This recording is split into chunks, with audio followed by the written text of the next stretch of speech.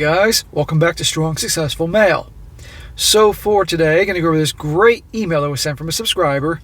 This story, guys, hands down is probably one of the craziest stories I have ever covered on this channel, as well as the other channels.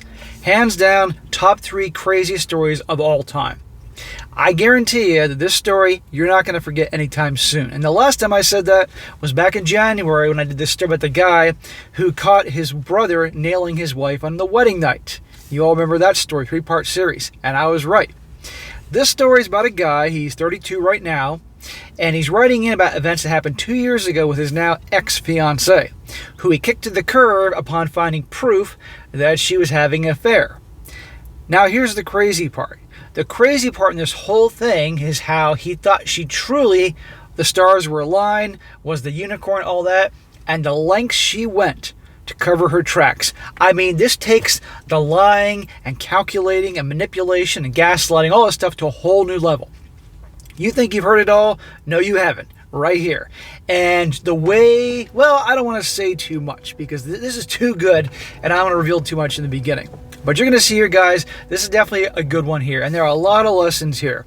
The lessons about looking for red flags. To know what red flags to look out for, trusting your gut. When your gut tells you something's wrong, listen to it. Oh, sweet Lord, you must listen to it. How you must follow through and don't back down. And when you follow your gut, know something's wrong, and you have evidence, don't ever back down. And also, how people in life, particularly in these stories, women, will go to unbelievable lengths to keep a lie going and will lie right to your face. Even if you got proof right there, they'll still deny it, and you can't back down. So, without further ado, oh, and by the way, this story is really long. I'm talking like 16 pages long. So, this is going to be the first of 2 parts. However, I will do part 2 in a couple hours after I publish this, so you guys will know how this whole story ends tonight, because it does end on a cliffhanger. I know you're going to want to slap me at the end of this video, but I'm not going to do this all in one sitting. So, starts off, he says, hey SSM, I've got a story that might help some guys be more aware of things to look out for. If I didn't learn anything else from this experience, it is to pay attention to the little details and question anything that doesn't add up. There you go. Red flags and trust your gut. I wish I'd done that myself because it ended up costing me a lot of non-refundable money for the wedding I was paying for, but you live and you learn. I'm 32 years old at the moment, but was 30 at the time, and my fiancée Grace was also 30. We've been dating for more than 5 years before I proposed to her, and I really thought I knew her well. I guess I didn't know her as well as I thought. We had planned an October 2021 wedding, but it all came crashing down in August of the same year when one thing in particular didn't add up, but I'll get to that. So you're going to see here, guys, he was with her for 5 years before he proposed. That's a decent time to try to get to know someone. You're going to see he was 30 years old. Okay, I got no problem with that. I mean, I have my issues with marriage nowadays, but he did 5 years, and he was 30, okay? And you're going to see he really thought he had a good one. Surprise, surprise. I'm not going to go into how we met or any of all the sappy crap, but I can honestly say that I believe that all our goals and hobbies were closely in line with each other. We've been dating a little more than 4 years before we moved in together, and that was to see how we got along in such close proximity ahead of plans on proposing to her. Yes, very smart. The only reason you moved in is if you were going to marry her, as a final test. And even then. Prior to Grace, I've been in a few long-term relationships, and one thing I learned early is there's a huge difference between dating someone and always seeing them at their best, and living with them and seeing them at their worst. I don't know if people just get comfortable or lazy, but none of my previous relationships lasted more than 6 months after living together. For you guys out there that have lived with girlfriends, you know what I'm talking about here. You really see who they are once you move in with them. And I've done videos talking about this, the things that will change after you move with your girl. You guys all know this. After my experiences, I expected half my relationship with Grace to fall apart after moving in together. But to my surprise, it did not. If anything, we worked out great, and other than her not liking all my decorating decisions, what can I say, I'm a man, our lives really meshed. We both had good jobs, and when we weren't at work, our recreation time was spent going on weekly adventures. I've never been that guy that can just sit in front of TV watching life pass me by. We went on day trips and had great times seeing new things together. Even after everything had happened, I still look back on the time of my life with fond memories. But as they say, everything that goes up eventually comes down, and it came down hard. He says, I think for the most part, we had healthy boundaries, and from the start, one of the things we agreed to when Grace brought up the idea of being exclusive was that we wouldn't be spending time with friends of the opposite sex. Very wise. You're going to get exclusive? Okay.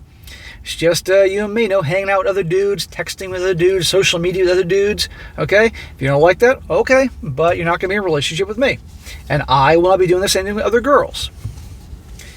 In one of my previous relationships, I learned that lesson well with my ex-girlfriend at the time, was spending a lot of time with a guy friend. And I later found out they'd been hooking up through most of the relationship. There you go. I know that there are also some cases when a guy and a girl can be just friends, but that's only in theory. I've never met anyone in that situation where they weren't more than friends or feelings on one side or the other.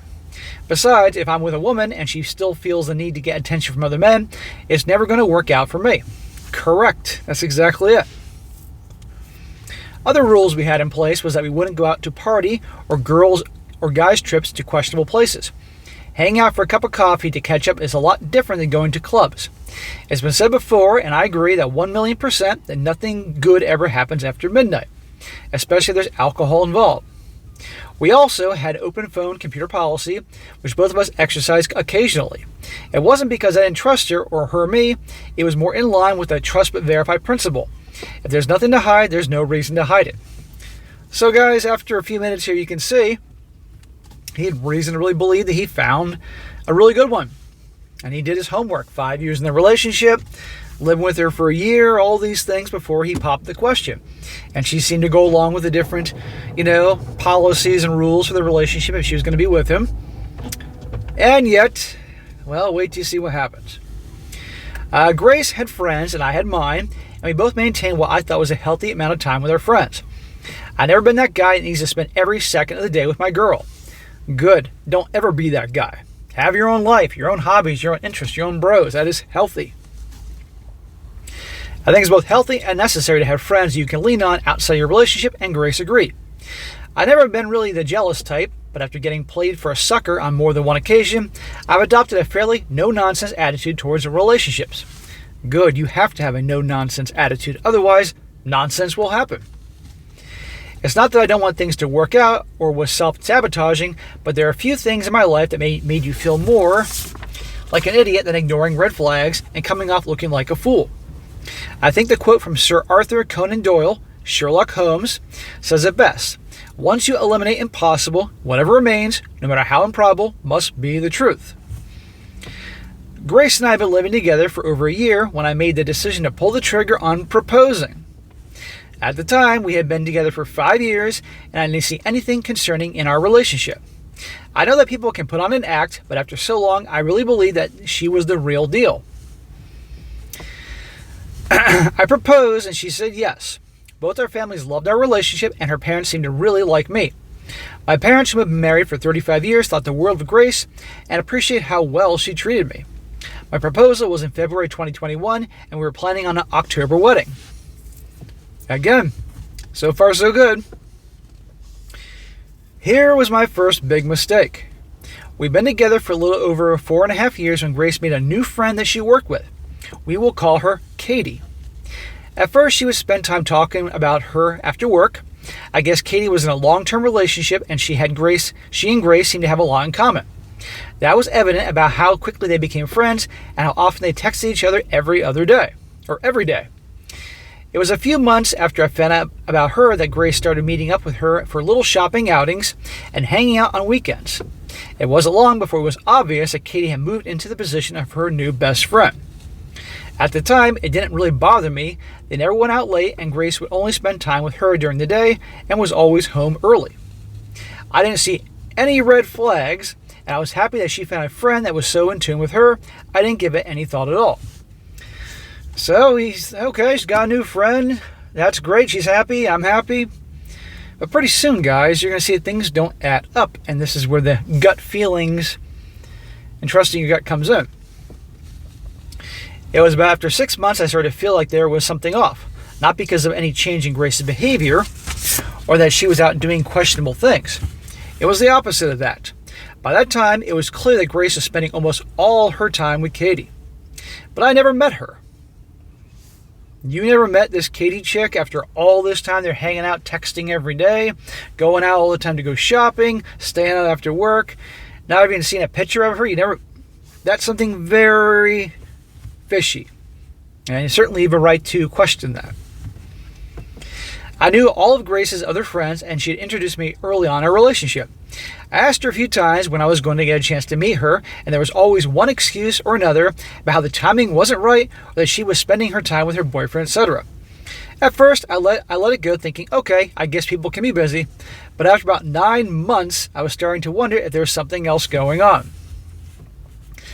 9 months, this is the chick you're going to marry, and she's always with this other chick, and you haven't talked to her, seen a picture of her on the phone, met in person. You think you'd meet up for a beer or something? Very suspicious. And I'm sure many of you guys are starting to think what I was thinking when I read this story over lunch today. Initially, I thought that Grace and Katie might have something going on. But Katie had never expressed any interest in women sexually, and none of their behaviors gave me any pause to suspect anything out of the ordinary. Yes, I checked her phone, and all the text conversations between them seemed completely innocuous. There was simply nothing suspicious about the relationship that I could call a smoking gun. But something still felt off. Gut feeling. Like I said, I knew all of her friends except this one that she was spending nearly all her time with. If there was something going on, she was hiding it well. It was after we were engaged that I finally figured it out, but it wasn't because of any clues or behaviors from Grace. It was pure dumb luck or paying attention to little details that I figured it out. We were about 3 months out from the wedding date, and we were working on the seating arrangements for the reception. I had invited all my close friends, family, and a few people from work. When we were going through the list, at first, I didn't see anything out of line. But when we finished, I still have no idea why it stuck out to me, but there was one name on the list that was missing, and it didn't make any sense. Grace had been hanging out weekly with Katie over the last year, and for whatever reason, she wasn't on the list. Well, that doesn't make any sense if this is her new BFF. Hell, I'm surprised she's not in the wedding party or the maid of honor. So why isn't she on the seating chart? That makes no sense. Grace had been hanging out weekly with Katie for the last year, and for whatever reason, she was on the list. That didn't make any sense to me because if you would have asked me who Grace's best friend was simply by frequency of contact, it would have been a no-brainer that Katie was that person. I was actually surprised that Katie wasn't her maid of honor. That's how close they've been over the last year. Now on what was potentially the most important days of Grace's life, her friend that she had been dedicated almost all her free time to was absent. It didn't make any sense. I asked her why Katie wasn't invited, and she told me that she wanted to come, but she's going to be out of town visiting her boyfriend's family. I guess that could have been a thing, but I had my first doubts. You're darn right. Girls around that age aren't going to miss each other's weddings. Come on here. Initially, I didn't bring it up because I still didn't know what it might mean. I went over the list again, and there was another name on the list that I had never heard about. It was a guy named Kyle. When I asked Grace who he was, she said it was a guy that she worked with and was a friend at work. In our entire relationship, I had never heard the name come up before, yet Grace knew the names of all my coworkers, and my gut was screaming at me that something was off.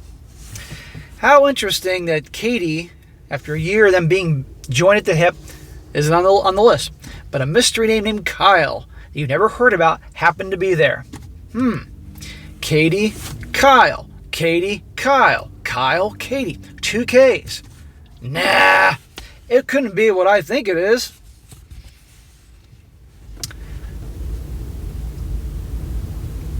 Maybe it was just someone she worked with. They never thought to bring him up, but she never had a problem telling me about me, all the gossip from all the other people she worked with. I didn't say anything at the time. It was actually a couple days later that I had a chance to get her phone without her knowing about it, and I checked all the contacts to see if there was a guy in there. Nope. I went through all her contacts and knew personally of all of them except for Katie, and that was when I started to question if Katie was even real. Grace had been spending time with her every week for nearly a year, and I never met her, never seen a picture of the two of them together, and somehow a person that played such a significant role in Grace's life for a year was basically a ghost. Katie Kyle. Katie Kyle. Whole year. Never met her. Saw a picture. Talked to her on the phone. At all. Something's up. And remember, this is the gal who was with her for 5 years. No red flags. Stars were aligned. All that. At the very least, I needed to see if she was even real. I jotted down the phone number attached to the message, but I never said anything to Grace. My gut was telling me that I was overreacting, but Sherlock Holmes was telling me to eliminate the impossible. Well, listen to Sherlock Holmes.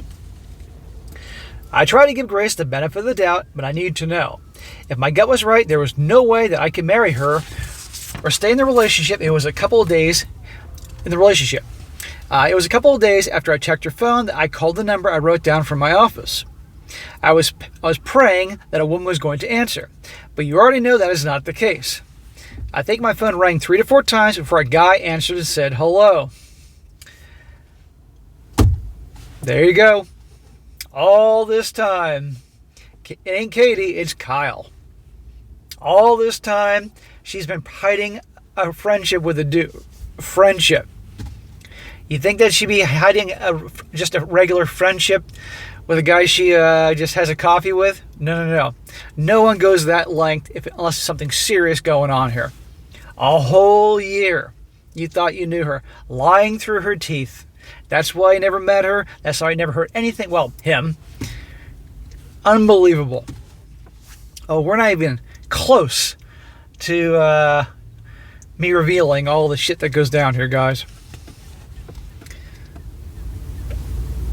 But mine went blank for a second, but I asked, is this Kyle? And he said, yes. Can I help you?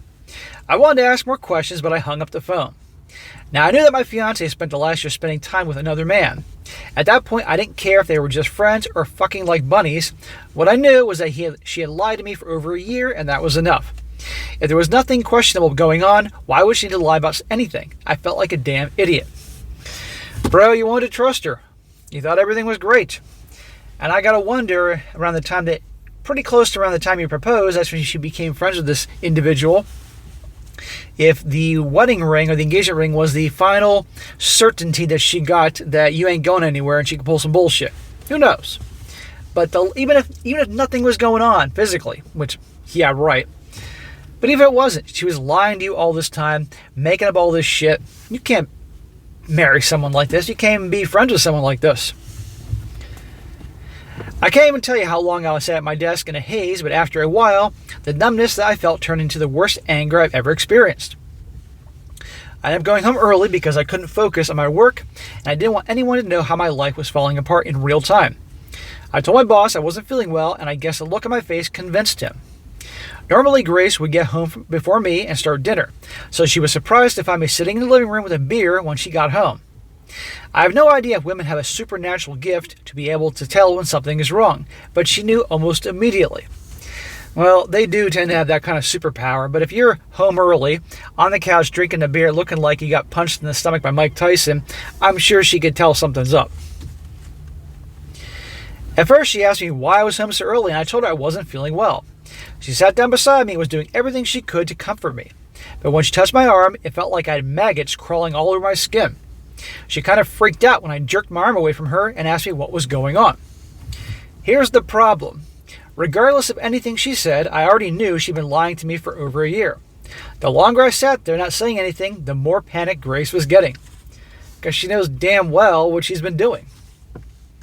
It was when she gently grabbed my face and turned it towards her, and she asked me to talk to her, that everything that had been chaotic crystallized into clarity.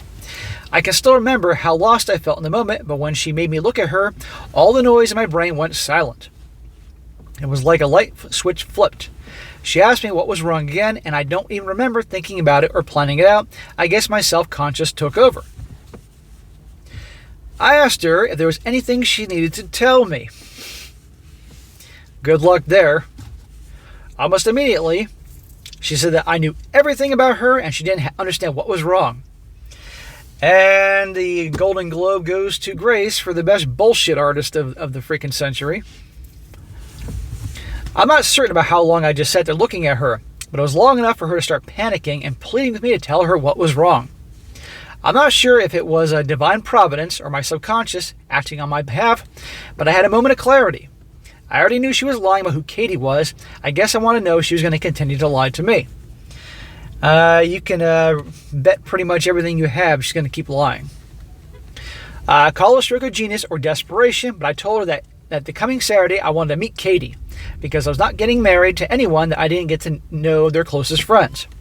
Her face went a little blank, and she asked me why was this an issue. I told her that I refused to be in a relationship if there was a part of their life that was a secret to me.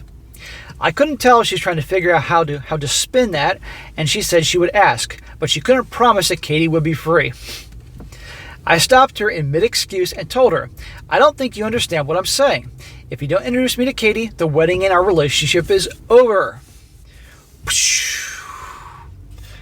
You don't trust me, blah, blah, blah, blah, blah. She looked completely shocked and asked me why I wanted this. I told her simply I refused to be in a relationship with anyone that couldn't introduce me to what was obviously her closest friend.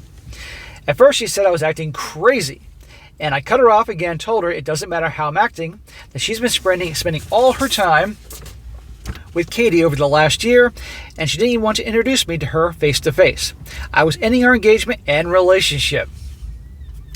You would think at this point she'd come clean, right? Obviously, she's been caught. Nope. She wanted to argue, but I cut that off and told her that our future was in her hands and I didn't care either way. She tried a few more times to make it seem like I was the one who was doing something wrong. Of course. But after about 20 minutes of trying to make me look like I was crazy, I cut her off and told her this was the end of the road one way or another. I told her that if there was nothing wrong, it shouldn't be a problem, and introduced me to her best friend if we were getting married. This was on a Thursday. I told her that on the coming Saturday, we would either meet with her friend for dinner or our relationship was over. She wanted to talk more, but I got up and left the apartment. Honestly, I was hoping that she was going to come clean about Kyle, but she didn't. I think that was the moment I knew that they were more than friends. Now, guys, that is the end of part 1. And I can hear you all screaming from all over the world right now. I will be doing part 2 in a couple hours. I'm going to go take a break. And let me tell you guys, we're just getting started on the craziness here. If you think that she was full of shit before, wait to see what she pulls now because remember, he wants to meet this Katie chick. Katie. And, well, you're going to see what happens here and how this whole thing plays out. Alright guys, that is it for today. Be sure to comment down below what you think about this. And be sure to like the video, share with your friends, and subscribe. And I'll catch you next time.